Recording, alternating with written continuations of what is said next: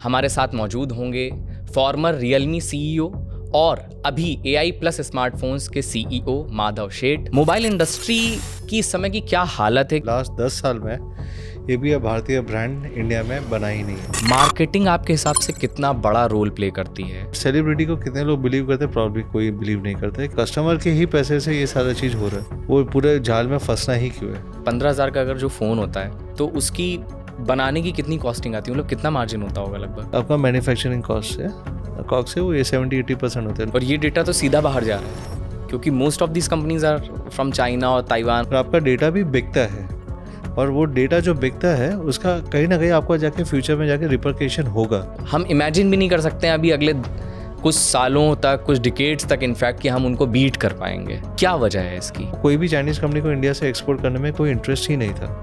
While they made a plan, पर कभी export किया नहीं इंडिया से। क्या स्ट्रैटेजी आप कैसे इस्तेमाल कर रहे हैं कि आप उस बड़े मार्केट के अंदर जहाँ शार्क्स बैठी हुई हैं वहाँ पर अपने आप को कैसे इस्टेब्लिश करेंगे? जो इतनी बड़ी बड़ी टीम होती है वो कंज्यूमर नहीं समझते, वो बोर्ड रूम मीटिंग रूम समझते हैं। ज़्यादातर फ़ोन्स हम देख रहे हैं कि आप इस्तेमाल करिए एंड्रॉयड खास तौर से, जिसमें कि 2 साल 2.5 साल मैक्सिमम उनकी एज है। इसमें 3 एस्पेक्ट मैं आपको बताऊंगा। फर्स्ट ऑफ ऑल, यूरोप में अभी कंपलसरी कर दिया कि 7 ईयर्स के अपग्रेड देने ही पड़ेंगे। अच्छा। बाय डिफॉल्ट आपको जाके मार्केट से नया फ़ोन खरीदना पड़ेगा। ये स्ट्रैटेजी नहीं है, basically this is how it happens. एक ही ग्रुप है, सबसे पीछे बैक पैनल चेंज करके फ़ोन दे रहे हैं, अलग अलग नाम से फ़ोन दे रहे हैं, है तो सारे एक ही ब्रांड। फाइनल सवाल कि AI प्लस को लेकर के अब आप क्या सोच रहे हैं, इसको कितना बड़ा बनाना?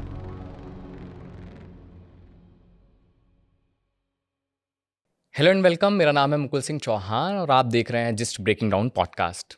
आज के पॉडकास्ट में हम बात करेंगे मोबाइल इंडस्ट्री की, स्मार्टफोन्स की। दुनिया में जब बहुत सारे स्मार्टफोन्स लगातार बिक रहे हैं और इंडिया को एक बड़ी मार्केट कहा जा रहा है, ऐसे में इंडियन मोबाइल फ़ोन्स का क्या हाल है, कौन से प्रोसेसर्स हम यूज़ कर रहे हैं, हमारे डेटा का क्या होता है, ये सब हम समझेंगे सिलसिलेवार ढंग से। और इसे बताने के लिए हमारे साथ मौजूद होंगे फॉर्मर रियलमी सीईओ और अभी AI प्लस स्मार्टफोन्स के सीईओ माधव शेठ, जो कि हमें बताएंगे सारी बातें, क्योंकि उन्होंने घर घर तक एक बड़े फ़ोन को, बड़ी कंपनी को पहुंचाया और उसके बाद अब वो कोशिश कर रहे हैं कि AI प्लस स्मार्टफोन्स के माध्यम से आपके घरों तक दस्तक दे सकें। सर, बहुत बहुत स्वागत है सबसे पहले तो। धन्यवाद। तो अभी तो बहुत सारे लोग एक्साइटेड हैं कि एक नई कंपनी आई है जो कि इंडिया में बन रहा है फ़ोन, प्रोसेसर भी यहाँ पर बन रहा है, ये तमाम सारी चीज़ें उससे जुड़ी हुई हैं। मोबाइल इंडस्ट्री की इस समय की क्या हालत है कि आपने पहले रियलमी को शुरू करने के बाद अब फिर से नए तरीके से उसमें आप दाखिल हो रहे हैं, तो क्या बहुत ज़्यादा अच्छी चल रही है मोबाइल इंडस्ट्री की, आप ये फैसला ले रहे हैं? क्या अभी हालत चल रही है? पहले तो मैं आपको एक चीज़ बताना चाहूँगा कि सबसे पहली बात कि लास्ट 10 साल में ये भी अब भारतीय ब्रांड इंडिया में बना ही नहीं है, कोई भी नया ब्रांड ही नहीं आया है। अच्छा। ये मार्केट का साइज़ कितना है? ये मार्केट का साइज़ 5 लाख करोड़ का है। 150 मिलियन हैंडसेट बिकते हैं साल के, 650 मिलियन स्मार्टफोन यूज़र ऑलरेडी है, ओके। और 350 मिलियन और ऐड हो गए, जो 1 बिलियन के कम से कम 1 बिलियन पॉपुलेशन के पास स्मार्टफोन होगा। आज के दिन में अभी भी 450 मिलियन है जहाँ पे फीचर फ़ोन बिक रहे हैं अभी भी। 450 मिलियन फीचर फ़ोन यूज़र है, 50 मिलियन फीचर फ़ोन हर साल अभी भी बिक रहे हैं। ओके। तो इंडिया में बहुत बड़ा डिजिटल डिवाइड गैप है। लास्ट 10 साल में एक भी ब्रांड इंडिया में बनी नहीं है। इतना बड़ा मार्केट है, इंडिया सबसे बड़ा कंजम्पशन मार्केट है, पर तो भी इंडिया की एक भी ब्रांड नहीं है। तो यही मेरी कोशिश है AI प्लस स्मार्टफोन से कि एटलीस्ट एक स्मार्टफोन ब्रांड हो जो इंडिया से ग्लोबल स्केल पे हम लोग लेके जा सके उसको। और जो ये डिवाइड आप कह रहे हैं कि फ़ीचर फ़ोन जो लोग यूज़ कर रहे हैं, तो क्या उसके पीछे की वजह आपको लगती है बिकॉज़ कि प्राइस बाकी फ़ोन्स का ज़्यादा है, या उनके पास इतनी बाइंग कैपेसिटी भी नहीं है कि वो एक स्मार्टफ़ोन की तरफ स्विच कर सकें? मैं इसको बहुत बड़ा डिजिटल डिवाइड गैप बोलता हूँ कि इंडिया में हम चाहते हैं कि सब लोग डिजिटलाइजेशन की तरफ जाए, बिल्कुल। पर आज भी क्योंकि सबसे बड़ा डिजिटल डिवाइड का गैप क्यों है? क्योंकि अडॉप्शन का है, क्योंकि प्राइस पॉइंट का है। और जितनी भी फॉरेन कंपनीज इंडिया में है, उनके जो प्राइस पॉइंट्स है वो ये गैप को फिलफिल नहीं कर पाएंगे, क्योंकि उनके जो फॉरेन प्रोडक्ट रोड मैप है वही इंडिया में वो लोग लॉन्च करते हैं। इंडिया के लिए कोई स्पेसिफिक रोड मैप नहीं है। सो बाय सेइंग दैट, अगर मैं एक बात करूँ तो हार्डली भारत में एक ही या 2 स्मार्टफोन ब्रांड अभी भी है, एक ही स्मार्टफोन ब्रांड है जो अभी भी आई थिंक अलाइव है, बाकी सारे स्मार्टफोन ब्रांड ने सीज टू एग्जिस्ट हो गए। पर ये जो 450 मिलियन है, इनका जो मैक्सिमम जो फीचर फ़ोन का प्राइस पॉइंट है वो 2000 रुपये का है। और full fledge 5G feature phone है वो 10,000 रुपये से स्टार्ट होता है। तो ये मैं बहुत बड़ा डिजिटल डिवाइड गैप बोलता हूँ, अगर मैं इसको सही वे से बात करूँ, कि कंज्यूमर को अडॉप्शन करने के लिए आप 2000 से 10,000 के बीच में आपको लैडर डालना बहुत ज़रूरी हो जाता है। और वो लैडर क्या है कि बेसिकली आप उनके लिए अडॉप्शन के लिए एक अफोर्डेबल फुल फ्लेज एक कंप्लीट स्मार्टफोन देना बहुत ज़रूरी हो जाता है। ऐसा नहीं है कि दूसरे ब्रांड्स ने, फॉरेन ब्रांड्स ने ट्राई नहीं किया, पर उन्होंने अपनी प्रॉफिटेबिलिटी को नज़रअंदाज किए करके भी उन्होंने पर एक नॉट कंप्लीट प्रोडक्ट दिया हुआ है कस्टमर्स को। मतलब एक नॉन कंप्लीट प्रोडक्ट है, एक कंप्लीट प्रोडक्ट नहीं है कस्टमर्स के लिए। सो आज के दिन में अगर मैं जनरली बात करूँ कि आपको 5000 मिली एम्पावर बैटरी चाहिए, आपको 50 मेगापिक्सल का कैमरा चाहिए, आपको डिजिटल डिवाइड में सबसे इम्पॉर्टेंट क्या है कि आप कंज्यूमर को डिजिटल जर्नी में आपको सपोर्ट करना है। तो उनको पहले तो आप फीचर फ़ोन से स्मार्टफोन लाने के लिए सबसे पहले आपको उनको फुल फ्लेज बैटरी बैकअप देना पड़ेगा। बिल्कुल। एक अच्छा डिज़ाइन देना पड़ेगा, नॉन कॉम्प्रोमाइज़ डिज़ाइन देना पड़ेगा, कि बेसिकली वो लोग प्राउडली फील कर सके और अडॉप्ट कर सके। क्योंकि हमेशा मैंने ये देखा है कि designs has been in a higher price points but not as a privilege to the lower price point. वो हायर प्राइस पॉइंट वाले को ही एक अडॉप्शन और एक एस्पिरेशन माना जाएगा, पर लोअर प्राइस पॉइंट में कभी भी ये डिज़ाइन का कभी भी गेम दिया नहीं गया हुआ है। साथ में आप कैमरा दोगे आप, अच्छा जो हम लोगों ने एयर प्लस के स्मार्टफोन में दिया है। एट द सेम टाइम हमने इंश्योर किया है कि इसकी क्वालिटी रेटिंग, अभी तो हमने 3 सेल कर दिए, पर क्वालिटी रेटिंग्स अभी 4.4 के ऊपर है आउट ऑफ 5, विच मीन्स कि ये वॉल्यूम स्पीक करता है कि आई बिलीव कि कंज्यूमर को एक फुल फ्लैश प्रोडक्ट देना बहुत ज़रूरी हो जाता है। 4 GB रैम और 64 GB रोम के साथ आप दोगे, क्योंकि आज के दिन में Android 15 out of the box दोगे, क्योंकि इनको लेटेस्ट सॉफ्टवेयर रहेगा तो सारे ऐप्स वो लोग यूज़ कर पाएंगे। पर अगर ऐप्स अगर यूज़ करना है तो उनके लिए उनको जगह चाहिए तो उनके लिए 64 GB रोम चाहिए। तो बाकी जो मार्केट में अवेलेबल है वो 232 हो गए या 364 हो गए, एक कंप्लीट फ़ोन भी नहीं है। सो दैट इज़ व्हाट आई से कि कंप्लीट फ़ोन होना चाहिए कि कंज्यूमर की डिजिटल जर्नी को स्मूथ करने के लिए और उनको एक लेयर अप करने के लिए। आई थिंक एयर प्लस यही कर रहा है फिलहाल। जी, आपने खुद बोला कि इंडिया में कोई बीते 10 साल में कोई ब्रांड बन नहीं पाई, जो कि सच है कि हमारे पास कोई भी नज़र नहीं आता कि इंडियन ब्रांड ने आकर के यहाँ की मार्केट में अपना कब्ज़ा जमाया हो। क्या वजह लगती है आपको कि पहली बात, हम अभी जब हिंदुस्तान के अंदर ही नहीं इस तरीके कोई ब्रांड बना पा रहे हैं, तो बाहर तो छोड़ ही दीजिए कि कहीं पर कोई नज़र ही नहीं आती। हमारे लोग बैठे हुए हैं बड़ी बड़ी कंपनियों में, आप रियलमी के CEO हैं, वहाँ पर आप वो कंपनी चला के आ रहे हैं, लेकिन यहाँ पर हम वैसी कोई ब्रांड नहीं देखते। क्या वजह लगती है? और सबसे पहले यही बता दीजिए आप। मैं रियलमी का CEO था, अभी नहीं हूँ। इसका मैं आपको एक ही चीज़ बता दूंगा कि लास्ट 10 साल में एक भी ब्रांड है नहीं, पर किसी ने कोशिश भी नहीं की है। अगर आप लास्ट 10 साल की जर्नी देखेंगे 2014-15 से लेकर 2025 तक में, तो किसी ब्रांड ने अटेम्प्ट भी नहीं किया है कि कोई नया ब्रांड इंडिया से कोई स्टार्ट हुआ हो। There is not even one single attempt for a brand to be done.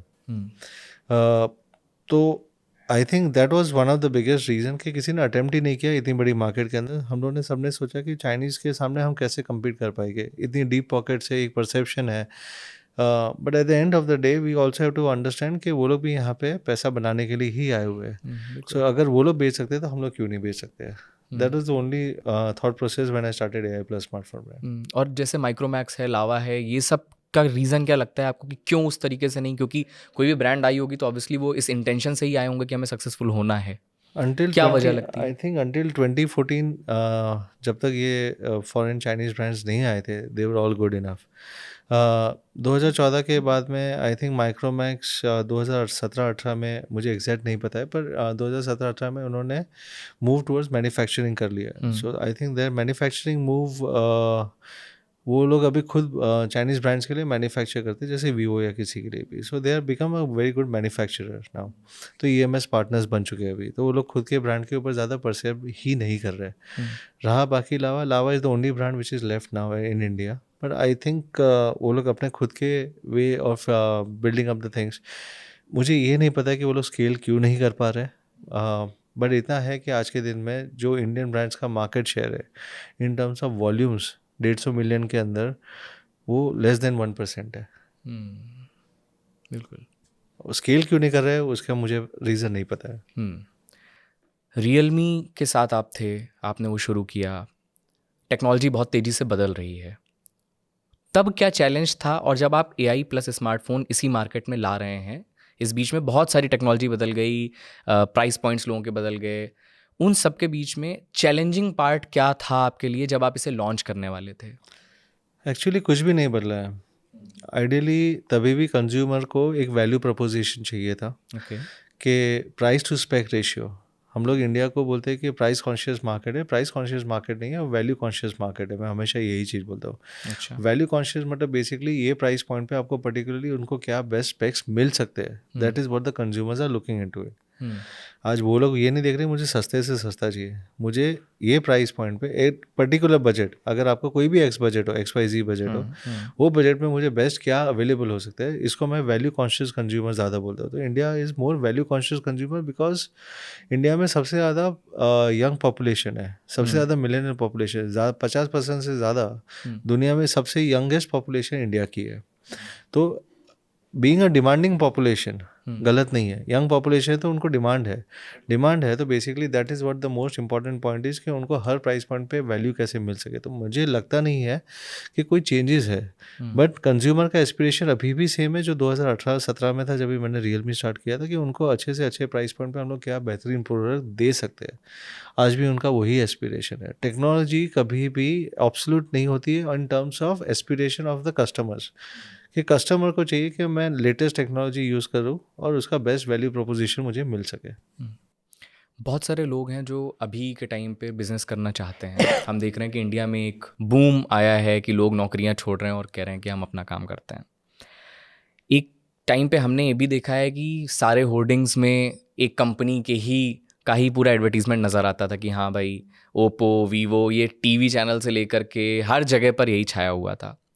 अगर आज के टाइम पे किसी को बिजनेस करना है, मार्केटिंग आपके हिसाब से कितना बड़ा रोल प्ले करती है? प्रोडक्ट एक तरफ है और दूसरी तरफ उसकी मार्केटिंग, ये इसमें क्या बैलेंस होना चाहिए और कितना बड़ा रोल है? काफ़ी इम्पोर्टेंट रोल हो जाता है, बट मैं ये दो तरीके से लेना चाहूँगा।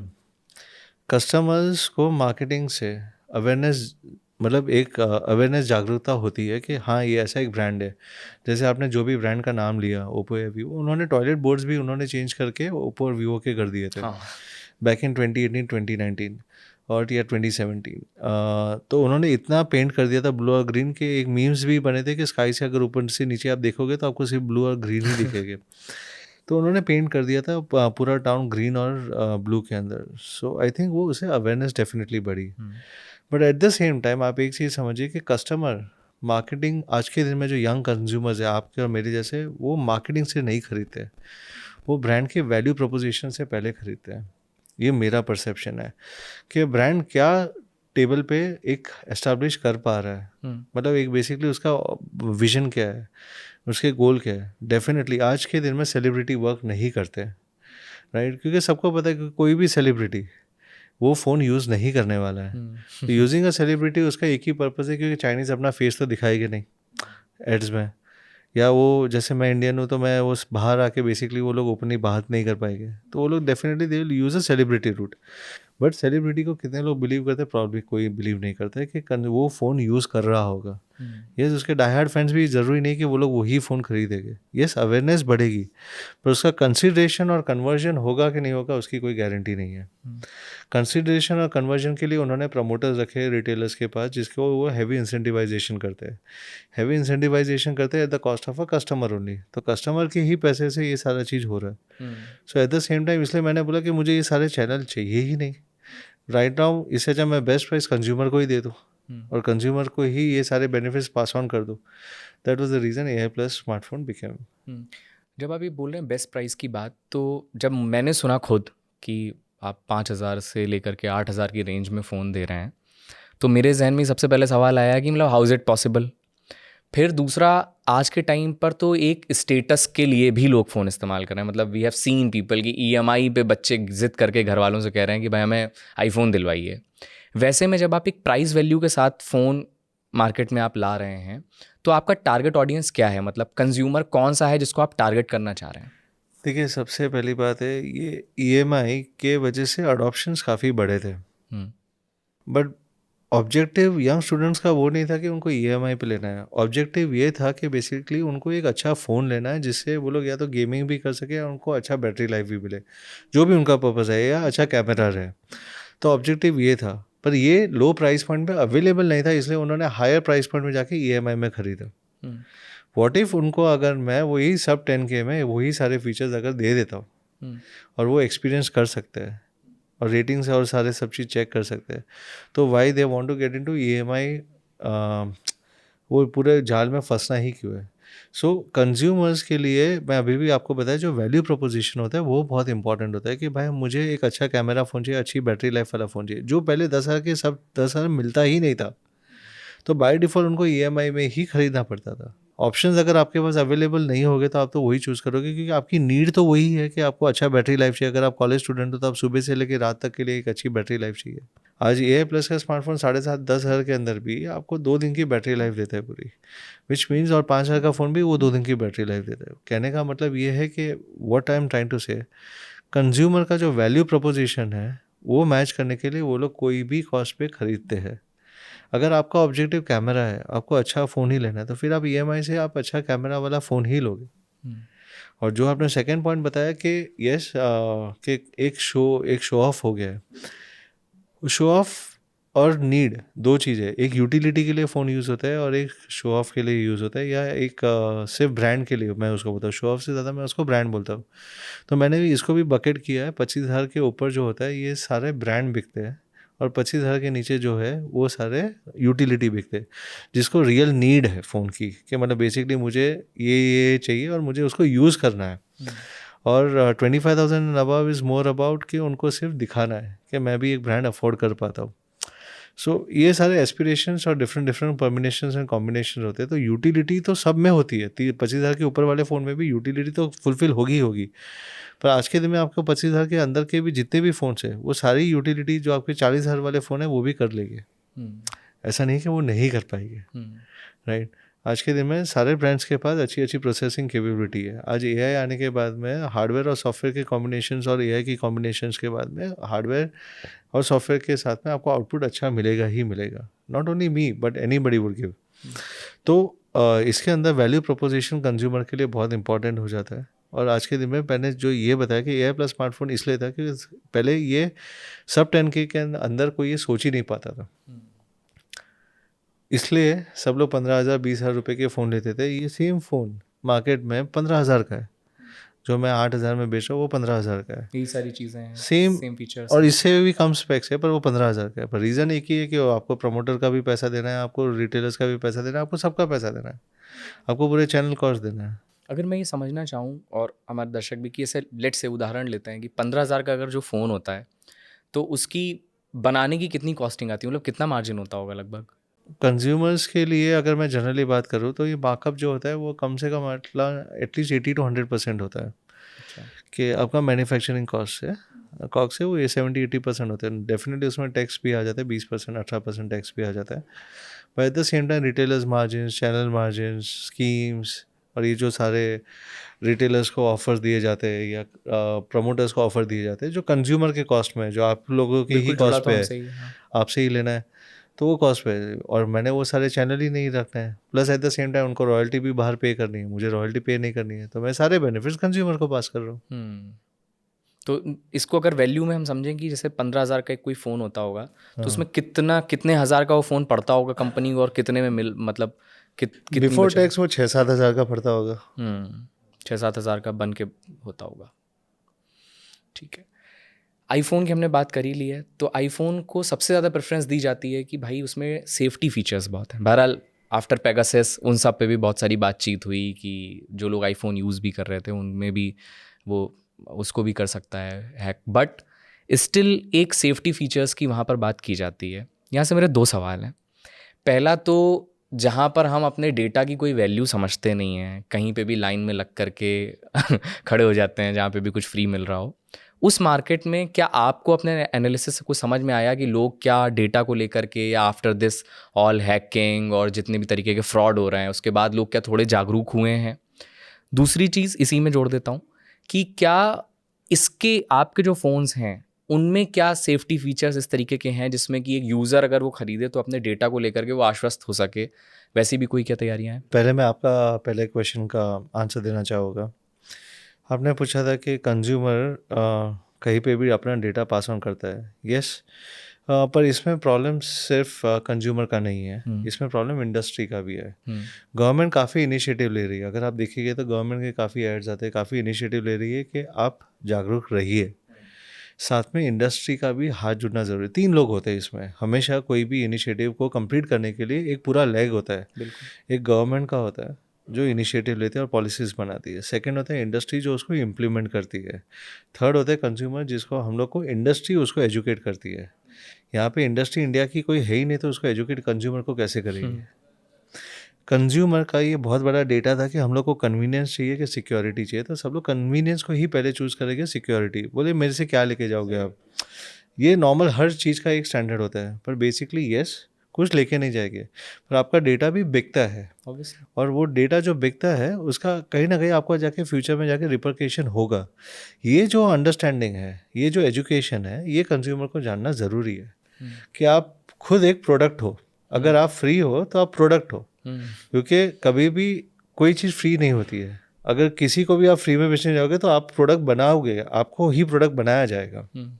ये कंज्यूमर को जानना बहुत ज़रूरी है। और फिर ये डेटा कलेक्ट किया जाता है मल्टीपल माध्यम से कि आपको परफॉर्मेंस के लिए चाहिए या मार्केटिंग एनालिटिक्स के लिए चाहिए या हार्डवेयर परफॉर्मेंस के लिए चाहिए। फिर वो डेटा आगे कैसे यूज़ होता है किसी को पता नहीं है।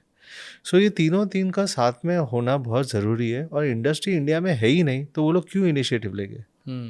राइट, उनको ये अगर इनिशिएटिव लेंगे तो उनके लिए और एक लेयर ऑफ कंप्लायंस हो जाएगी। और ये डेटा तो सीधा बाहर जा रहा है क्योंकि most of this companies are from China और ताइवान और एग्जैक्टली। सो आज के दिन में ये सब चीज़ ऐसा हो जाता है कि क्योंकि अभी डीपीडीपी एक्ट अभी तक इम्प्लीमेंट ये सेगमेंट में हुआ नहीं है, बट एटलीस्ट जब भी होगा तो सबसे पहले ये चीज़ ये आती है कि इसके अंदर ये ट्रांसपेरेंसी, कंज्यूमर को अवेयरनेस होना बहुत ज़रूरी है कि भाई आपका डेटा यूज़ कैसे हो रहा है। कमिंग बैक टू आपका सेकंड क्वेश्चन कि नेक्स्ट क्वांटम इसमें क्या कर रहे हैं, तो AI प्लस स्मार्टफोन है, हमारा OS का नाम नेक्स्ट क्वांटम है। तो ओनली थिंग हम लोग कर रहे हैं कि सबसे पहले इसमें ट्रांसपेरेंसी ला रहे हैं कंज्यूमर के अंदर कि अवेयरनेस और एजुकेशन कि भाई एक डैशबोर्ड है, आपका ऐप का यूज़ कैसे, आपका फ़ोन में डेटा का कैसे यूसेज हो रहा है, कौन सा ऐप कैसे डेटा ले रहा है, वो एक विजेट के जैसे एक डैशबोर्ड आपके होम स्क्रीन पे ही रहेगा। इनबिल्ट है, वो इनबिल्ट है, विजेट है।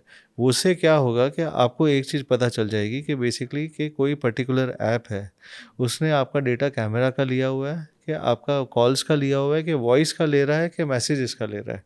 आपके पास वो सारे ऑप्शंस रहेंगे। अगर आप यूरोप और US में जाओगे तो आपको पता है कि वहाँ पे उनको ऑप्शंस दिए जाते हैं, 4 ऑप्शंस या 5 ऑप्शंस दिए जाते हैं। फिर भी ऐप यूज़ करना अलाउड होता है अगर आप सब में नो करते हो तो, कि आपका डेटा मार्केटिंग के लिए लिया जाएगा, आपका डेटा परफॉर्मेंस के लिए लिया जाएगा, आपका डेटा इसी के लिए लिया जाएगा। अगर आपको नहीं है कन्वीनियंट तो आप सब में नो भी कर सकते हो और फिर भी आप ऐप यूज़ कर सकते हो। इंडिया में आप ओके के अलावा आपके पास फ़िलहाल कोई ऑप्शन नहीं है, तो आप सिर्फ ओके करोगे, क्योंकि अगर आप कोई भी चीज़ स्टॉप करने जाओगे तो आपको ऐप अलाउ ही नहीं करेगा। इसलिए मैंने आपको बताया कि अगर ये एजुकेशन होना बहुत ज़रूरी है। आज भी मैं यहाँ पे आया हूँ एक ही एम्बिशन से कि कंज्यूमर को मैं कितना एजुकेट कर सकता हूँ कि यस, आपको जानना ज़रूरी है कि आप कैसे एक खुद प्रोडक्ट हो और आपका मिसयूज़ हो सकता है आगे जाके, and that is the whole point. In fact अभी हमने कुछ दिन पहले साइबर सिक्योरिटी एक्सपर्ट हैं उनके साथ में पॉडकास्ट किया था, तो उसमें मुझे भी इनफैक्ट नहीं पता था तब तक कि कोई भी ऐप जो 99% ऐप्स जो हम यहाँ यूज़ कर रहे हैं ना, उसमें जो हम सामान मंगवाने के लिए भी यूज़ कर रहे हैं या जो हम सोशल मीडिया भी यूज़ कर रहे हैं, उसमें हमारी ऑडियो, हमारा वीडियो, हमारी फ़ोटो, सब के टिक मार्क्स हैं। अगर आप जाएँ प्ले स्टोर पे सेटिंग्स में तो आपको नज़र आ जाएगा कि हमने अपनी मतलब पूरी निजता, पूरी प्राइवेसी उनको दे रखी है और उसका वो इस्तेमाल भी कर सकते हैं। और हमारे यहाँ अवेयरनेस ही नहीं है, लोगों को पता ही नहीं कैसा हो भी रहा है। तो ये इंडस्ट्री का भी एक बहुत बड़ा सहयोग होना चाहिए। बिल्कुल, जैसे मैंने आपको बताया, इंडस्ट्री अगर आपका 80% चाइनीज़ है तो वो सहयोग उनको क्यों करना रहेगा, वो क्यों कंज्यूमर को एजुकेट भी करेंगे, right. So I think the most important point is कि आप एक चीज़ समझिए, जैसे आपने बताया साइबर सिक्योरिटी का, यस, कि आपका बहुत सारे चाइनीज़ ऐप जो बैन हुए थे, जो पास्ट में हुए थे, उसका रीज़न ही एक था। जैसे चाइनीज़ फिनटेक ऐप भी बैन हुए थे, वो लोग चाइनीज़ मतलब ये थे कि जो फाइनेंस करते थे छोटे छोटे कस्टमर्स को विदाउट एनी सिक्योरिटीज़। मतलब ऑटो रिक्शा वाले हो गए या किसी को भी हो गया, एक किसी को भी फाइनेंस करते थे, और बहुत सारे सुसाइड केसेस भी सुने गए थे उसके, कि वो लोग रिकवरी के लिए वो लोग उनकी फ़ोटो गैलरीज ले लेते जो उनकी प्राइवेट थी, और वो प्राइवेट गैलरीज को लेके फिर वो लोग उनके फैमिलीज और फ्रेंड्स को पोस्ट भी कर देते थे। सो आपका डेटा का एक्सेस वो चाइनीज़ फिनटेक ऐप के पास सारा था, कि अगर आप रीपे नहीं करोगे तो हम लोग ऐसे भी आपको यूज़ कर सकते हैं। और इसमें खतरनाक है। तो ये जिसने फेस किया उसको पता चला, पर जिसने फेस नहीं किया वो अभी भी अनअवेयर है। सो ये हमेशा एक डिबेट रहा है कि कन्वीनियंस ओवर सिक्योरिटी। मैं कभी भी यूज़र को नहीं बोलता हूँ कि आप कन्वीनियंस मत चूज़ करो, कन्वीनियंस हमेशा होना ही चाहिए, पर आपको अवेयरनेस होनी चाहिए कि आपको आप कैसे खुद एक प्रोडक्ट हो, बस वो है। बिल्कुल सही बात है। मेक इन इंडिया की बहुत सारी बातें हुई और AI प्लस के साथ भी ये टैग जुड़ा है बहुत समय से, लेकिन ये बात हो रही है। फिर भी लगातार हमारे मिनिस्टर्स को भी आकर के बोलना पड़ता है कि हम कुछ कर नहीं रहे, हम सिर्फ 10 मिनट और 8 मिनट में खाना पहुंचाने की चीज़ें ऐप्स बना रहे हैं। उसको लेकर के बाद में बहुत डिबेट भी हुई। लेकिन क्या ऐसी वजह आपको नज़र में आती है, आप ग्राउंड पे काम कर रहे हैं अभी, कि वैसी कंपनियां हमारे यहाँ पर नहीं बन पा रही हैं जैसी और देशों में बन रही हैं? चाइना, मतलब हम इमेजिन भी नहीं कर सकते हैं अभी अगले कुछ सालों तक, कुछ डिकेड्स तक इनफैक्ट, कि हम उनको बीट कर पाएंगे। क्या वजह है इसकी, इतना सब बातचीत होने के बाद भी? आई थिंक हमारा जो एक्सपेक्टेशन है वो थोड़ी गलत है। मैं आपको एक चीज़ बताता हूँ, एक जर्नी आपको बताना चाहूँगा। ताइवान 1970 में, ताइवान आज से सबसे बड़ा चिपसेट मैन्युफैक्चरिंग सेमीकंडक्टर का हब है वर्ल्ड का। 400 साढ़े 400 बिलियन डॉलर का एक्सपोर्ट करता है ताइवान जैसी छोटी कंट्री। क्यों है आप समझिए, तो आप हिस्ट्री में जाए तो 1970 में वो लोग सिर्फ शू और फ्रूट्स के एक्सपोर्टर्स थे, कुछ और नहीं करते थे। उन्होंने 1970 में इंक्यूबेशन सेंटर्स कॉलेजेस में लगवाए, और कॉलेज स्टूडेंट्स को बोला कि आप अपने जो इंटर्नशिप्स है वो अपने कॉलेज टाइम के बाद में अपने कॉलेज के अंदर ही कीजिए। तो वहाँ पे फैब्रिकेशन की जो लाइंस लगवाई थी वो कॉलेज यूनिवर्सिटीज़ के अंदर ही लगवाई थी। इनको इंक्यूबेशन सेंटर्स के सब लोग को सिखाया था कि कैसे फैब्रिकेशन होता है। सारे टेक्नोलॉजी जितने भी स्टूडेंट्स थे सबको रियल टाइम एक्सपीरियंस दिया गया था। फॉरेन कंपनीज़ की जेवीज़ हुई थी, तब जाके आज 50 साल के बाद वो आज एक सेमीकंडक्टर किंग है। ये टाइम लगता है, ये एक जर्नी है। सेम थिंग अगर मैं आपको एक बात करूँ, हमने इनिशिएटिव लिया, ये जो मेक इन इंडिया का है, 2014 से हम स्ट्रॉन्ग इनिशिएटिव ले रहे हैं कि इंडिया में इलेक्ट्रॉनिक बनना चाहिए। मुझे पता है, मैं खुद जब भी रियलमी में था मुझे काफ़ी पुश था कि इंडिया से एक्सपोर्ट करने के लिए, बट उनको कोई भी चाइनीज़ कंपनी को इंडिया से एक्सपोर्ट करने में कोई इंटरेस्ट ही नहीं था। While they made a plan, पर कभी एक्सपोर्ट किया नहीं इंडिया से। रीज़न एक ही था, क्योंकि उनको पता है कि चाइना से भी हम लोग तो एक्सपोर्ट कर ही रहे, तो उनको तो चाइना की लॉयल्टी ही पहले दिखानी है। तो इंडिया से क्यों एक्सपोर्ट करेगी, क्योंकि उनको बेनिफिट्स वहाँ पे भी मिल ही रहे होते हैं। सो PLI स्कीम इन प्लेस जब भी आई, और 2014 के बाद हम लोग ने जब ये सारे इनिशिएटिव लेने चालू किया, 2024 तक we have become EMS manufacturing hub. India से काफ़ी कुछ हो रहा है अभी, और इंडिया में काफ़ी पॉलिसीज़ है जो हम लोग दूसरे देशों से लर्न करके हम लोग भी पॉलिसीज़ इम्प्लीमेंट कर रहे हैं। सो ये एक जर्नी है। अगर आप सोचोगे कि 5 साल में हो जाएगा, ऐसा नहीं होता है, पर इनिशिएटिव कहीं ना कहीं लेना चाहिए था। जो इनिशिएटिव लास्ट 10 साल में मुझे लगता है ये गवर्नमेंट ने काफ़ी अच्छा लिया है, and I think this initiative will help us कि ये एक फाउंडेशन बनेगा जो आगे जाके धीरे धीरे करके आपके लिए एक मैन्युफैक्चरिंग हब बनेगा। और सेकंड पॉइंट जो आपका था कि हम लोग सोचते कि चाइना है या कोई दूसरी कंट्रीज़ है बहुत आगे है, उन्होंने R&D में काफ़ी इन्वेस्ट किया था, 30 सालों से इन्वेस्ट किया था, which is deep tech. Deep tech में पेशेंट कैपिटल लगता है। पेशेंट कैपिटल किसको बोलते हैं कि आप पैसा लगा के 5-7 साल भूल जाओ कि आपको इन्वेस्टमेंट में R&D में डालना है, क्योंकि आप R&D बनाओगे, 10 आदमी रखोगे, उसके ऊपर पूरा रिसर्च करोगे, फिर जाके एक प्रोडक्ट का डेवलपमेंट होगा। तो इसके वजह से हम लोग बोलते हैं कि बेसिकली ये सारी कंट्रीज़ ने इसमें इन्वेस्ट किया था डीप टेक के अंदर, और बहुत सारे VCs और फंडिंग ने भी इसमें इन्वेस्ट किया था डीप टेक के अंदर। इंडिया के अंदर अगर आप बोले कि ये ऐसा क्यों नहीं होता है, क्योंकि बेसिकली अगर आप इंडिया में VC कल्चर देखोगे तो बहुत उनको क्विक टर्न अराउंड चाहिए। कि आज किया है, कल पैसा बना करके दो। हाँ, मतलब 6 महीने में या 1 साल में पैसा बना के दो। तो पेशेंट कैपिटल इंडिया में हार्डली किसी के पास है, right. So I am not saying कि नहीं है, पर मतलब डीप टेक में कंपैरेटिवली फ्रॉम अदर कंट्रीज बहुत कम है. एंड इंडिया में they would need at least, India में अगर कभी भी आपको एक डीप टेक R&D कंपनी करनी है तो 5 से 7 साल का कंप्लीट इन्वेस्टमेंट्स इसमें करना पड़ेगा, तब जाके वो होगा. ये सेम चीज़, सिमिलर सिचुएशन चाइना में भी था बैक इन 1990 2000. तभी गवर्नमेंट ने काफ़ी कुछ इनिशिएटिव करके, शेयर होल्डिंग करके, गवर्नमेंट ने भी उसमें पार्टिसिपेट करके गवर्नमेंट ने प्राइवेट कंपनीज में इन्वेस्ट किया था टू मेक श्योर कि वो डीप टेक में इन्वेस्ट करें. एंड दे बिकेम के प्रॉब्ली ठीक है वो है प्राइवेट कंपनी है, पर government supported them to invest in deep take.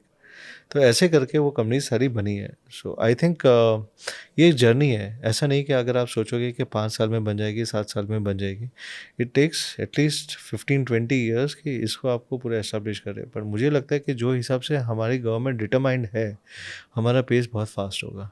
Okay.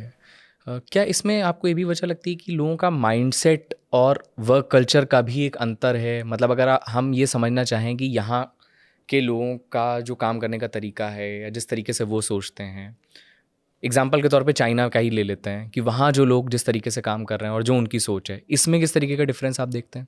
ये हम बहुत गलत सोचते हैं ये चीज़ कि हमारी सोच बहुत अलग है या कुछ है. इनफैक्ट मैं आपको एक डेटा बताना चाहूँगा. इंडिया मैन पावर कॉस्ट, मैं टेक्निकल मैन पावर स्मार्टफोन की इंडस्ट्री और इलेक्ट्रॉनिक इंडस्ट्री के हिसाब से अगर मैं बात करूँ, इंडिया का जो man power technical know how cost है इज़ 1/5 या 1/4 ऑफ चाइना. चाइना एक्सपेंसिव हो गया है लास्ट 20 साल के अंदर, क्योंकि वहाँ पे भी लेबर लॉज आ गए हैं. वहाँ पे भी सारे वहाँ पे भी वो लोग ने अपनी लाइफस्टाइल इम्प्रूव की है. सो आई थिंक लास्ट 20 ईयर्स में उनकी जो एवरेज एज है वो 45 प्लस है. They are not young population any more. तो आज उनका जो मैन पावर कॉस्ट है वो हमसे काफ़ी ज़्यादा है. इंडिया में स्किल मैन पावर काफ़ी है. प्रॉब्लम एक ही है कि हमारे यहाँ पे टेक्नोलॉजी नो हाउ ट्रांसफर्स करने के लिए, जैसे जापान से चाइना में टेक्नोलॉजी नो हाउ ट्रांसफ़र हुआ था 1950 से 1970 के बीच में. जब भी चाइना एक असेंबली हब था या एक चाइना भी मैन्युफैक्चरिंग हब बन रहा था, तो टेक्नोलॉजी सारी ट्रांसफ़र हुई थी जापान से चाइना के बीच में. जब चाइना अभी इलेक्ट्रॉनिक मैन्युफैक्चरिंग हब बन गया है, तो चाइना से अभी इंडिया आना है. वही मेरे ख्याल से गवर्नमेंट इनिशिएटिव ले रही है कि टेक्नोलॉजी नो हाउ ट्रांसफ़र कैसे हो. नो हाउ मतलब बेसिकली एक नॉलेज होता है कि नॉलेज कैसे ट्रांसफ़र हो चाइना से इंडिया में, और टेक्नोलॉजी साथ में हार्डवेयर भी कैसे ट्रांसफ़र हो चाइना से इंडिया में, including component ecosystem. So technology know how transfer होना बहुत इंपॉर्टेंट है. हमारे पास बहुत सारा यंग पॉपुलेशन है. अगर हम अच्छा सॉफ्टवेयर बना सकते हैं, बट इट्स जस्ट अबाउट कि आपको सिखाना पड़ेगा. वो सीखने के लिए आज तक किसी ने वो इंडस्ट्री, अगेन मैं वही नहीं बोलना चाहता हूँ, पर इंडस्ट्री इंडिया में है ही नहीं, तो इनिशिएटिव कौन लेगा वो. आप लोग क्या अपनी कंपनी में R&D के लिए कुछ इनिशिएट कर रहे हैं? Yes, basically we are ensuring कि हम डिज़ाइन सेंटर्स पूरा इंडिया में ही रखें. ओके. और डिज़ाइन सेंटर्स बिकॉज मुझे लगता है कि India can become one of the biggest design centres, क्योंकि यहाँ पे टैलेंट काफ़ी कुछ है. So to make the entire R&D structure, that is what the entire end goal is for AI+. और एक चीज़ हो गई कि आपने अपना सामान प्रोडक्ट बेच दिया, उसके बाद होता है कि सर्विसेज कैसी हैं. तो क्या इसके लिए आप ऐसा भी सोच रहे हैं, मतलब कहाँ सेंटर्स आप कितने बनाएंगे, इसको किस तरीके से अगर कोई प्रॉब्लम आए तो उसके लिए क्या आप लोगों ने सोच रखा है? हाँ, हमने ऑलरेडी एक थर्ड पार्टी एजेंसीज़ है जो सारे ब्रांड्स भी करते हैं. हमने भी वो थर्ड पार्टी एजेंसी के साथ टाइप कर लिया जिसके अक्रॉस इंडिया सर्विस सेंटर्स होते हैं. उनको हमको पार्ट सप्लाई करने होते हैं, which is multiple agencies like this. तो ऑलरेडी हमारे 280 से ज़्यादा सर्विस सेंटर्स है. वो हमारे नहीं है पर थर्ड पार्टी है, बट वो सारे ब्रांड्स भी वही यूज़ करते हैं. एंड वो एक आउटसोर्स किया जाता है सर्विस. हम लोग उनको कंपोनेंट्स सप्लाई करते हैं और वो लोग आउटसोर्स करके कस्टमर्स को सर्विस देते हैं. We have. अच्छा, तो थर्ड पार्टी के थ्रू वो थर्ड पार्टी के थ्रू ऑलरेडी 280 सर्विस सेंटर्स में AI+ के ऑलरेडी रीच है. ग्रेट. आप कैसे इतना सस्ता फ़ोन बना पा रहे हैं, क्योंकि बाकी लोग इसी रेंज में, जैसा आप बता रहे हैं खुद ही कि भाई 10,000, 12,000, 15,000 का भी मिल रहा है. आपका मैं देख रहा हूँ 6,000 का भी फ़ोन आ रहा है, दिखता भी अच्छा है, फीचर्स भी सारे अच्छे हैं, 5,000 mAh की बैटरी आप दे रहे हैं, कैमरा दे रहे हैं, मतलब सारे अच्छे फीचर्स दे रहे हैं. कैसे दे पा रहे हैं आप? मुझे बाहर रॉयल्टी भेजनी नहीं है, पॉइंट नंबर 1. मुझे रिटेलर्स और ये पूरा जो चैनल मार्जिन्स है, एक बहुत बड़ा प्रॉब्लम है कि इंडिया में जो ये चाइनीज़ ब्रांड्स थे उन्होंने डिस्ट्रीब्यूशन भी अपने चाइनीज़ ही रखे थे. ओके. तो ये इकोसिस्टम, उनकी लॉजिस्टिक्स कंपनी भी चाइनीज थी, तो कोई ट्रांसपेरेंसी था ही नहीं। तो इन्होंने पूरा वैल्यू चेन बनाया है नीचे तक, वो बेसिकली इतना मार्जिन ड्रेन होता है कि जो कंज्यूमर को पे करने के लिए कम से कम अराउंड 40-50% एडिशनल कॉस्ट चला जाता है। So everybody is making money in the channel. और क्योंकि दूसरा कोई इंडस्ट्री इंडिया का है ही नहीं, कंपटीशन है ही नहीं, तो कंज्यूमर्स आर फोर्स टू पे दैट। मुझे वो सब देना नहीं है, तो मैं कंज्यूमर को बेनिफिट पास ऑन कर रहा हूँ, एज सिंपल एज दैट। बढ़िया। लोगों का क्या रिस्पॉन्स आ रहा है इस पर?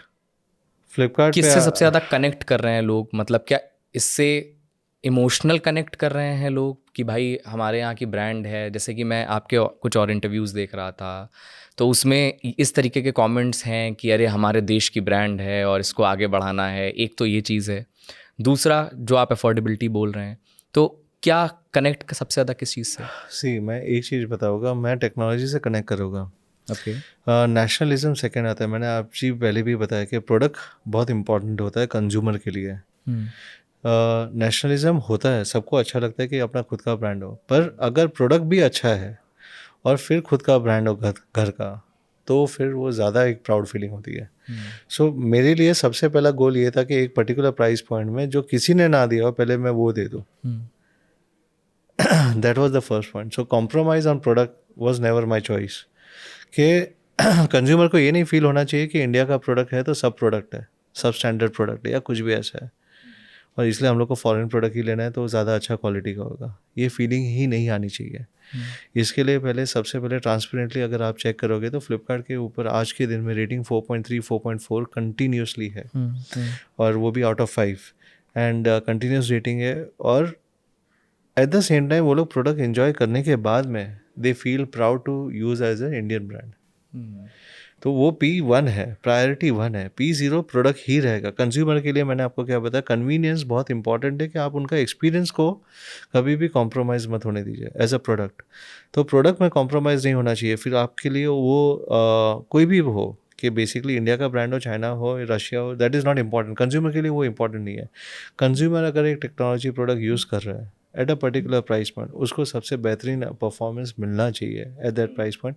कंज्यूमर के लिए सबसे पहला चॉइस और प्रेफरेंस यही होता है। सेकेंड प्रेफरेंस हो सकता है कि ठीक है, हम लोग को अगर ये फर्स्ट प्रेफरेंस अगर हमारा टिक मार्क हो जाता है, second preference can be anything.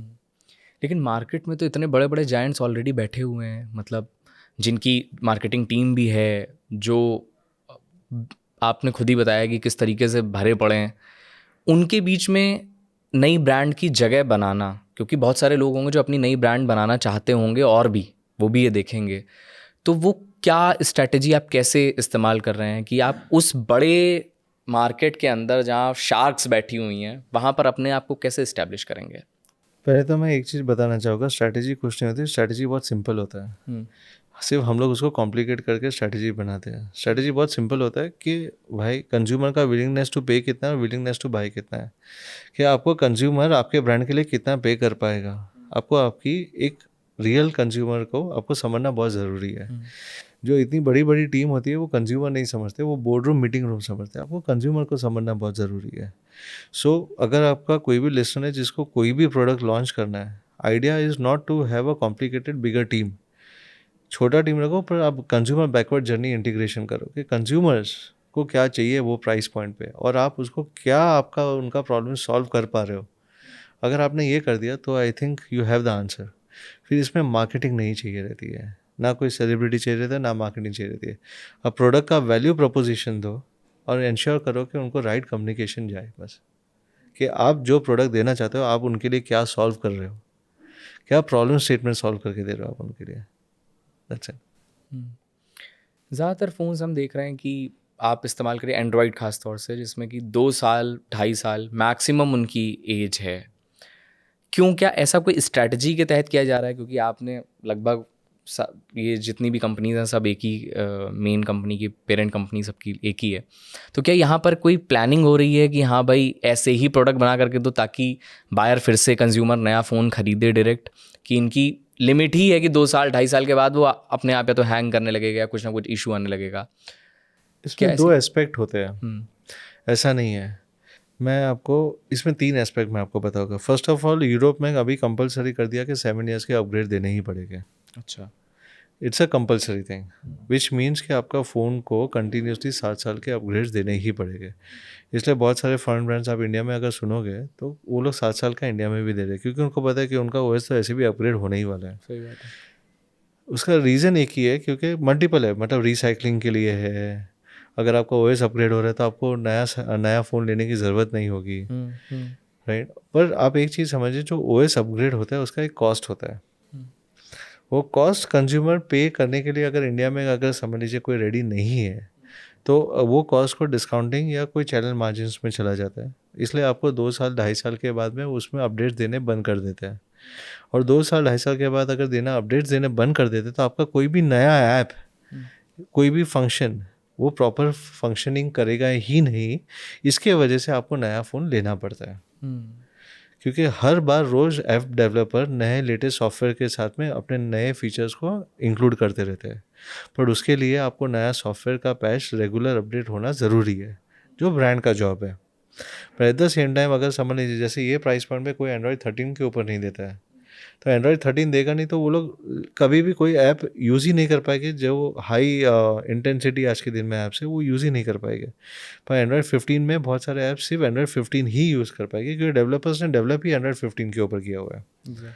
तो आपको अगर वो फ़ोन ही अपडेट नहीं है तो आपका वो बाय डिफ़ॉल्ट आपको जाके मार्केट से नया फ़ोन खरीदना पड़ेगा। ये स्ट्रैटेजी नहीं है, basically this is how it happens कि ब्रांड उसमें अपग्रेड ही नहीं देंगे 2.5 साल के बाद 3 साल के बाद, तो आपको आपका ऐप्स का फंक्शनिंग स्लो हो जाएगा। फंक्शनिंग स्लो होगा तो बाय डिफ़ॉल्ट फिर आप जाके नया फ़ोन खरीदोगे। ये एक होता है। दूसरा होता है कि बैटरी साइकिल्स होती है इसके अंदर, 800 साइकिल्स या 1000 साइकिल्स। आपकी चार्जिंग साइकिल्स होती है। चार्जिंग साइकिल्स अगर आपकी ख़त्म हो जाती तो भी आपका फ़ोन डिप्लीट होता है। अभी आपका समझ लीजिए नॉर्मली 3-4 साल कभी भी इसमें इशू आता नहीं है। उसके बाद में जाके आप सर्विस सेंटर्स में बैटरी रिप्लेस कर सकते हैं आप। But that is how I think के फ़ोन का रिप्लेसमेंट का जो साइकिल है अभी बढ़ गया। अगर पहले मैं 2018 की बात करूँ तभी 12 से 18 महीने का रिप्लेसमेंट साइकिल था, और जो अभी है वो 24 से 36 महीने के बीच में है। उसके 2 रीज़न्स है। एक, फ़ोन के अपग्रेड्स अच्छे हो गए। दूसरा ये कि कोई फ़ोन में नया इनोवेशन ही नहीं है। जैसे आपने बताया एक ही ग्रुप है, सब सिर्फ पीछे बैक पैनल चेंज करके फ़ोन दे रहे हैं, अलग अलग नाम से फ़ोन दे रहे हैं। है तो सारे एक ही ब्रांड, एक ही कंपनी, एक ही स्पेक्स है, सिर्फ अलग अलग चैनल के नाम से अलग अलग नाम दे दिया उन्होंने। इसके पीछे क्या सोच रहती है कि प्रोडक्ट तो एक ही जैसा है, मतलब लोग क्या ग्रुप इतनी ही एक है। हाँ अगर ग्रुप ही एक है तो आई थिंक उनकी सारे सबके नीचे ब्रांड्स भी एक है। जैसे अगर समझ लीजिए कोई भी ब्रांड पकड़ लीजिए आप, उनके सबके सब 2-2 3-3 ब्रांड्स हैं। जैसे वीवो के पास आईकू है और रियलमी के पास नार्जो है, सबके ब्रांड्स है पर प्रोडक्ट कोई अलग नहीं है। ओप्पो के पास भी अपने अपने अलग अलग ब्रांड है पर प्रोडक्ट कोई अलग नहीं है। वन प्लस है, वन प्लस और नॉट भी है, पर ये सारे एक ही फैमिली के हैं। तो सिर्फ मैं इनको बैक पैनल चेंज बोलता हूँ, राइट। कि अगर ऑफलाइन में है तो महंगा है, उसका ही कस्टमर दे रहा है, क्योंकि वो 40,000 जो प्रमोटर खड़े हैं उनका काम ही एक ही है कि बेचना है उनको। तो वही फ़ोन जो ऑनलाइन में है वो सस्ते में ऑनलाइन में जो मिल सकता है उसका सिर्फ बैक पैनल चेंज हो गया, दूसरा नाम हो गया, वो ऑफलाइन में बेच रहे हैं उनको। प्रॉब्लम एक ही है कि जो इसमें पेन पॉइंट है कि जो कंज्यूमर्स हैं उनको मतलब सही परसेप्शन नहीं दिया जाता है। जैसे कि आज के दिन में 5G फ़ोन 7,500-8,000 में हम लोग दे रहे हैं। आज के दिन में मार्केट में 10-15 हज़ार में भी वो लोग बोलते हैं कि हाँ ये सारा नेटवर्क चलेगा, आप लेके जाइए। बिकॉज ये प्रमोटर का पुश होता है, ब्रांड के तरफ से उनको इंसेंटिवाइजेशन दिया जाता है, पर पुश हो जाता है कि उनका पुराना 4G फ़ोन भी माल बेच के खाली कर लें। सो ये कंज्यूमर जो अवेयरनेस है वो बहुत इंपॉर्टेंट हो जाती है ये सब चीज़ में। यहाँ के इंडियन कंज्यूमर की अगर हम बात करें तो एक पॉइंट आपने बताया कि उसको सबसे पहले कन्वीनियंस चाहिए, उसके लिए डेटा इतना इंडियन नहीं, ग्लोबल कंज्यूमर्स को कन्वीनियंस पहले चाहिए। अच्छा, कन्वीनियंस सबको पहले चाहिए। कन्वीनियंस हमेशा सबको पहले चाहिए। Is not only Indian consumers, convenience सबको। कौन आपके कन्वीनियंस को छोड़ के आप सिक्योरिटी को पहले सोचोगे? जैसे मैं कंज्यूमर से बात कर रहा था, कम्युनिटी से, बोलते हैं सर मैं कौन सा जेम्स बॉन्ड हूँ कि मेरा कौन सा डेटा चला जाएगा। सो ये सारे फीडबैक्स है विच इज़ इम्पॉर्टेंट कि कन्वीनियंस कभी भी सिक्योरिटी के ऊपर नहीं जा सकते, मतलब कन्वीनियंस ही ऊपर रहेगा सिक्योरिटी के। बिल्कुल सही बात है। तो पूरी आपने जैसा बताया कि सबकी ही वही रिक्वायरमेंट है। अगर यहाँ पर अभी के टाइम पर कोई नई ब्रांड आ रही है और उसको लगता है कि मुझे एक ऐसी मार्केट को टैप करना है जहाँ पर प्राइस पॉइंट लो रखूँ मैं, जैसा कि आपने अपनी उसका रखा हुआ है, साथ के साथ में मैं उन्हें फैसिलिटीज़ अच्छी दूँ, इस पूरी प्रक्रिया के बीच में क्या आपको किसी तरीके की गवर्नमेंट की हेल्प मिलती है? किस तरीके से वहाँ से आपको मदद मिलती है जब आप अपनी कंपनी सेटअप करते हैं, ऐसा कुछ होता है? गवर्नमेंट की पॉलिसीज डिफाइंड है, पीएलआई स्कीम गवर्नमेंट की ऑलरेडी डिफाइंड है, तो मैं उसमें पार्टिसिपेट कर ही सकता हूँ, वो मेरा चॉइस है। तो गवर्नमेंट ने ऑलरेडी सपोर्ट दे के रखे हुए हैं इंडियन ब्रांड्स को और इंडियन ईएमएस पार्टनर्स को। सो ऑलरेडी गवर्नमेंट की पॉलिसीज है इलेक्ट्रॉनिक इंडस्ट्री के अंदर, so that is how it will be definitely benefited to us also. एक पॉइंट और आता है कि टीम बिल्डिंग का। जब आपने रियलमी का पूरा सेटअप किया तब आपने शायद पहले आप इंसान थे, उसके बाद फिर बाकी टीम भी आपने बनाई, फिर यहाँ पर भी आपने एक टीम बनाई। क्या स्ट्रैटेजी आपने रखी? क्या आपके जहन में था कि मैं किस तरीके की टीम बनाऊं? जो लोग और आना चाहते हैं और कुछ इस तरीके का बिजनेस करना चाहते हैं, उन्हें क्या ध्यान रखना चाहिए? मैं सिर्फ एक ही चीज़ बोलूँगा कि आपको,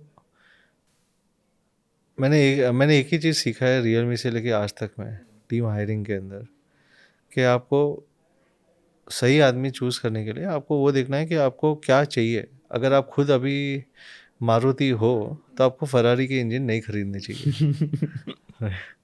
राइट, तो आपको आपकी औकात पता होनी चाहिए और एग्जीक्यूशन वाले लोग लेने चाहिए।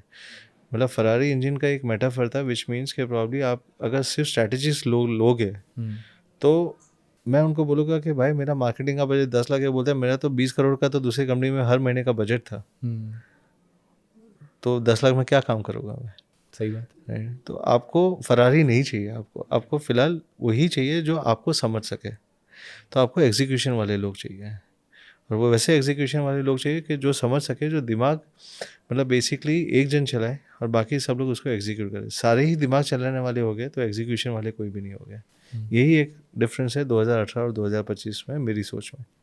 बैलेंस बहुत ज़रूरी है। बैलेंस होना बहुत ज़रूरी है, और आपको रियल टाइम सिचुएशन पे जानना बहुत ज़रूरी है कि आप कौन से स्टेज पे हो करियर के या कंपनी के, आपको कौन से स्टेज पे कौन सा हायरिंग होना चाहिए। फाइनल सवाल कि AI प्लस को लेकर के अब आप क्या सोच रहे हैं? इसको कितना बड़ा बनाना है? मतलब कुछ तो ऐसा आपने दिमाग में रखा हुआ होगा कि this is what I want to achieve from this. Let me put it one way कि मैं कोई अनरियलिस्टिक गोल के साथ नहीं आया हूँ। पर इतना है कि मैंने पिछले ऑर्गेनाइजेशंस में एक ही रूम से कमरे से स्टार्ट किया था, 90 कंट्रीज तक मैंने स्केल किया था। एस्पिरेशन मेरा एक ही है कि मैं भी कोई सोशल सर्विस नहीं कर रहा हूँ, पर मुझे भी ये ब्रांड को ग्लोबल स्केल पे लेके जाना है। पॉइंट नंबर 1, वो फर्स्ट सबसे पहला गोल है कि इसको ग्लोबल स्केल पे लेके जाना है। पॉइंट नंबर 2 है कि बेसिकली अगर मैं ये इंडिया से अगर ही पूरा लेके जाता हूँ तो मुझे एक अपने तरफ एक प्राउड रहेगा कि चलो ठीक है, एक ही ब्रांड है जो इंडिया से जो ग्लोबल स्केल पे लेके जा सका है। आई think that is the only aspiration I have right now. Numbers ये सब चीज़ फॉलो करते हैं, ये सब सबसे बड़ा पेन पॉइंट दुनिया का एक ही है कि वो लोग नंबर से आपकी सक्सेस डिफाइन करते हैं। नंबर से सक्सेस डिफाइन होना इम्पॉर्टेंट नहीं है। नंबर 1 होना मल्टीपल फैक्टर्स हो सकते हैं, सिर्फ एक ही फैक्टर नहीं होगा, मल्टीपल फैक्टर्स हो गए। पर आपको जो गोल अचीव करना है वो सिर्फ नंबर से डेफिनेटली होगा, मेजर नंबर से ही होगा। पर एट द सेम टाइम आपका जो गोल आपने डिफाइन किया है वो आप, अगर मैं उसको 50 कंट्री 90 कंट्री तक स्केल कर पाया, how can I take it forward from there? I think that is the first goal which I am having it, कि स्टार्ट फ्रॉम इंडिया, पहले इंडिया में मैं एस्टैब्लिश करूँ और फिर उसको ग्लोबल स्केल पे लेके जाऊँ। वैसे दैट्स ऑल। तो ये बातचीत रही कि किस तरीके से कंपनी की शुरुआत होती है, क्या विज़न रहता है, कैसे वो कंज्यूमर को के दिमाग को पढ़ते हैं कि क्या हमें देना है, कैसे टारगेट किया जाता है, मार्केटिंग का कितना रोल होता है, और ख़ास तौर से जब इंडिया में एक ये कहा जाता हो कि एक बहुत बड़ी मार्केट हैं हम, उसमें जाकर के लोगों तक पहुंचना, और जो पहले भी पहुंचा जा चुका है जिस मार्केट तक तमाम सारी और भी कंपनियां हैं, वहाँ पर एक चैलेंज के बीच में पहुंच पाना, ये सब कैसे पॉसिबल होता है समझने की कोशिश की हमने। बहुत बहुत शुक्रिया माधव जी, आप आए। Thank you very much. Thank you very much.